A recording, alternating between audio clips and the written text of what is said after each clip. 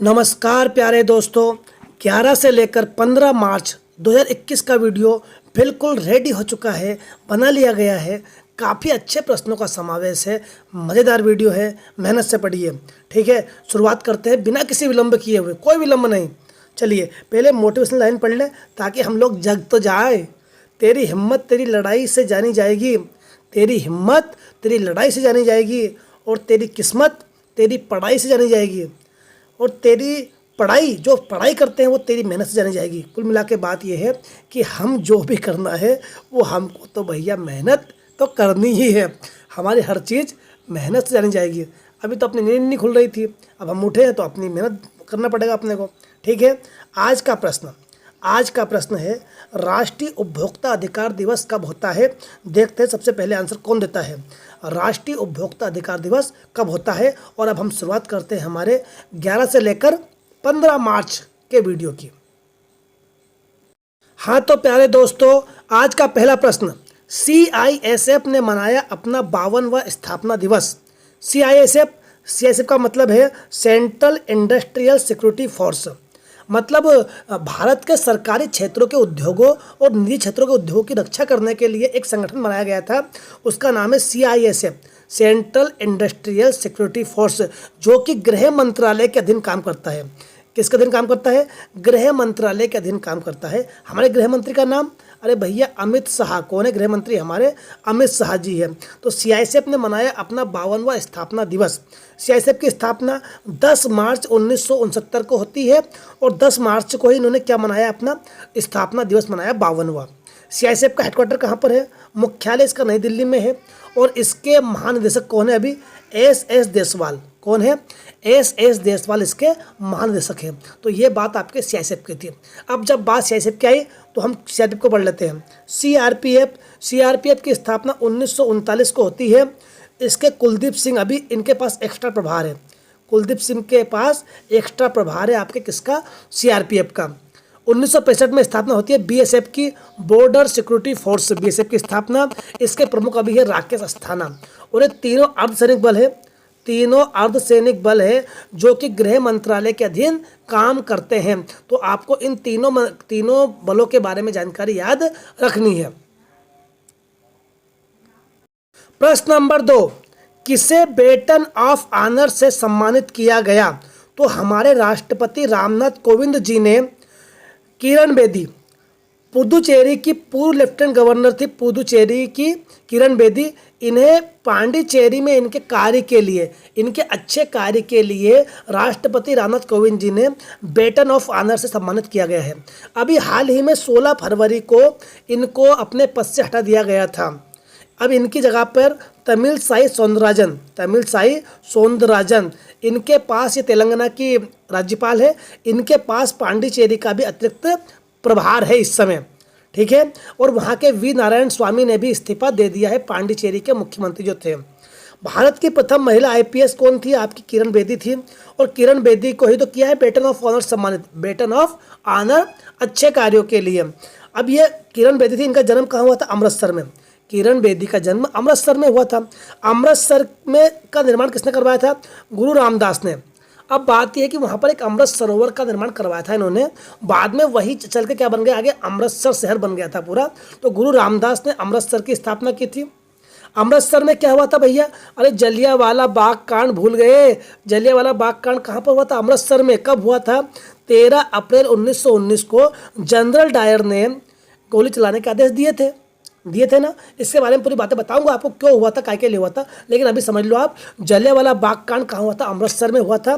13 अप्रैल 1919 को हुआ था। जनरल डायर ने गोली चलाने के आदेश दे दिए थे। अब बात आपके जब इसकी आई है अमृतसर के बाग की आई, तो अमृतसर का बाग किसके पास है? स्वर्ण मंदिर के पास है। कहाँ पर है? स्वर्ण मंदिर के पास ही आपके अमृतसर का जलियांवाला बाग है।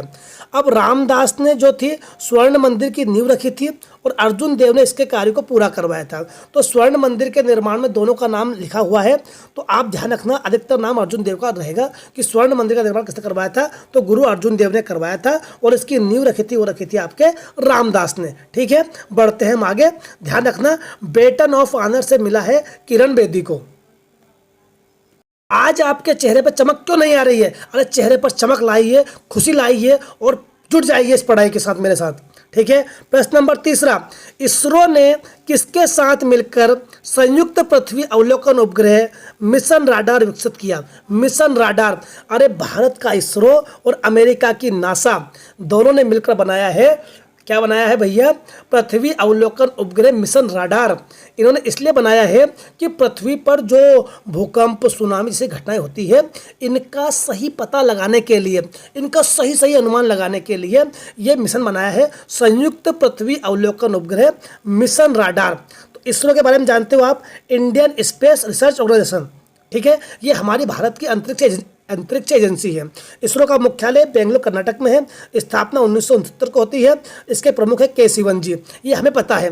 नासा के बारे में, national aeronautic space administration, NASA कहाँ का है? अमेरिका की स्पेस एजेंसी है। इसका मुख्यालय वाशिंगटन अमेरिका में है। स्थापना इसकी 1958 में होती है हमारे DRDO के साथ, क्योंकि हमारे DRDO की स्थापना कब होती है? वो भी 1958 में हुई थी। ठीक है, 2022 से इन्होंने लक्ष्य रखा है कि 2022 से जो हम ये काम कर रहे हैं, ये भैया हम चालू कर देंगे, हम पृथ्वी का जो अवलोकन है वो स्टार्ट कर देंगे। इसके लिए इन्होंने क्या किया है? SAR का विकास कर लिया है, सिंथेटिक एपर्चर राडार, मतलब एक्चुअल डाटा या एक्चुअल रिजोल्यूशन वाली जो छवि होती है उनको, मतलब वो जो छवि आएगी वो बिल्कुल अच्छी रहेगी, अच्छी क्वालिटी की रहेगी। तो उसमें पूरी जो घटना रहेगी, मौसम संबंधी, सुनामी, भूकंप, उसका सही सही अध्ययन ये लगा पाएंगे। ठीक है, SAR की फुल फॉर्म क्या है आपकी? सिंथेटिक एपर्चर राडार का इन्होंने विकास कर लिया है। और इस पूरी तकनीक का नाम इन्होंने लिख दिया निसार। नासा का ले लिया N और इसरो का ले लिया I, और SAR तो आपका यही सही, नासा का N, इसरो का I और पीछे जोड़ दिया SAR, तो ये बन गया निसार। तो ये पूरी घटना आपको याद रखनी है कि इसरो और नासा दोनों मिलकर कर रहे हैं भैया पृथ्वी अवलोकन उपग्रह मिशन राडार का विकास। 2022 में शुरू कर देंगे। ठीक है ना। प्रश्न नंबर 4, डस्टलिक सेकंड युद्ध अभ्यास किन देशों के बीच शुरू हुआ? तो डस्टलिक सेकंड युद्ध अभ्यास भारत और उज्बेकिस्तान के बीच हुआ, रानी के खेत पर। अरे यार भैया, रानी के खेत पर कहाँ से होगा भैया? ये रानी खेत है, रानी का खेत तो वह गांव में है। ये रानी खेत कहाँ पड़ता है भैया? उत्तराखंड में पड़ता है। कहाँ पड़ता है? भारत उज्बेकिस्तान के बीच डस्टलिक सेकंड युद्ध अभ्यास का आयोजन हुआ है रानी खेत, उत्तराखंड में। उत्तराखंड के गवर्नर है बेबी रानी मौर्य और मुख्यमंत्री नए बन गए तीरथ सिंह रावत। त्रिवेंद्र सिंह रावत तो भैया गए, अब बन गए हैं तीरथ सिंह रावत। उत्तराखंड की राजधानी है आपकी देहरादून। ताशकंद, अरे ताशकंद क्या है? उज्बेकिस्तान की राजधानी। ताशकंद समझौता कब हुआ था भैया? 1966 में हुआ था। और ताशकंद समझौता के कुछ समय बाद हमारे लाल बहादुर शास्त्री की मृत्यु हो गई थी। जानते हो आप ताशकंद समझौता क्या हुआ था? भारत पाकिस्तान के बीच हुआ था कि भैया आप लोग आपस में अपनी सीमा के लिए लड़ोगे नहीं, अपनी सीमा पीछे हटा लोगे, इस तरह हुआ था समझौता। और उस समझौते पर हस्ताक्षर के कुछ समय बाद लाल बहादुर शास्त्री जो भारत के प्रधानमंत्री थे उस समय उनकी मृत्यु हो गई थी। उज्बेकिस्तानी सोम यहाँ की क्या है? मुद्रा है। ये सब बातें ध्यान रखना कि डस्टलिक सेकंड कहाँ शुरू हुआ है? रानीखेत उत्तराखंड में। प्यारे दोस्तों, महाशिवरात्रि का त्यौहार था अभी 11 मार्च को, तो जम्मू कश्मीर ने बनाया शिवरात्रि हैरत त्यौहार। मतलब कश्मीर के जो पंडित हैं वो महाशिवरात्रि त्यौहार को शिवरात्रि हैरत त्यौहार के रूप में मनाते हैं। हैरत का मतलब भी होता है रात्रि, हैरत का मतलब रात्रि होता है। तो जम्मू कश्मीर में मनाया गया शिवरात्रि हैरत त्यौहार। तो कभी कभी प्रश्न पूछ लेगा आपसे कि हैरत त्यौहार कहाँ का त्यौहार है? तो वो जम्मू कश्मीर का है। जम्मू कश्मीर, राजधानी श्रीनगर। मनोज सिन्हा यहाँ के लेफ्टिनेंट गवर्नर है। खेलो इंडिया विंटर गेम जो हुआ था इसमें सबसे टॉप पर कौन रहा है? जम्मू कश्मीर। गुलमर्ग में हुए थे खेलो इंडिया विंटर गेम और टॉप पर रहा आपका जम्मू कश्मीर। सुपर 75 छात्रवृत्ति योजना, अरे 8 मार्च को, अभी 8 मार्च को ही मनोज सिन्हा जी ने इसका उद्घाटन किया है कि भैया जो क्षेत्र की जो लड़कियों की शिक्षा के विकास के लिए सुपर 75 छात्रवृत्ति योजना लागू की गई है आपके जम्मू कश्मीर में। ध्यान रखना 8 मार्च को मनाते हैं अंतर्राष्ट्रीय महिला दिवस।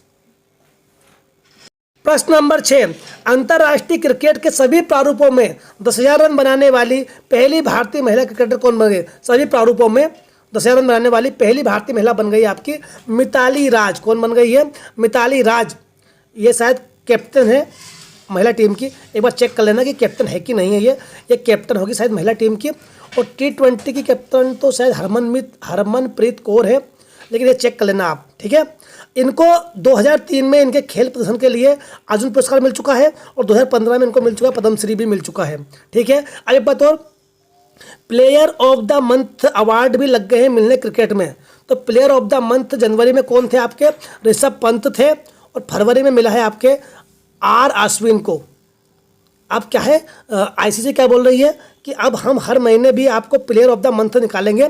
तो जनवरी में बने ऋषभ पंत और फरवरी में बने आपके बने अश्विन, ध्यान रखना।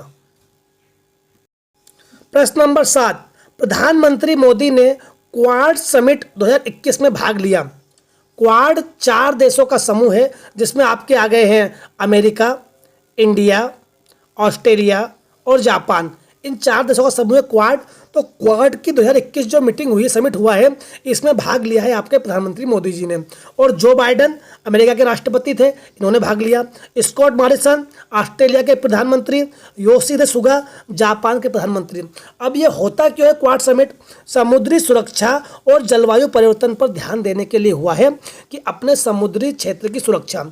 2007 में जापान के पीएम शिंजो अबे द्वारा इसका विचार लाया गया था कि ये भैया चीन जो है ये महासागरों में अपनी वो कर रहा है, मजबूती कर रहा है, आगे बढ़ रहा है। तो इससे निपटने के लिए इसके लिए ये एक संगठन बना था क्वाड।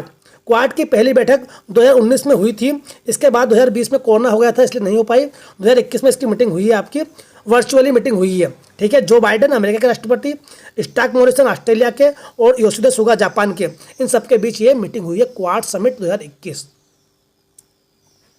प्रश्न नंबर 8, अरे दोस्तों खुश हो जाइए। प्रश्न नंबर 8, सरकार ने लॉन्च किया मेरा राशन मोबाइल ऐप। आजीविका के लिए जो आदमी एक स्थान से इस राज्य से उस राज्य में जाता है, महाराष्ट्र से गुजरात में, गुजरात से एमपी में, एमपी से कहीं और, तो इनके लिए चलाया गया है मेरा राशन मोबाइल ऐप।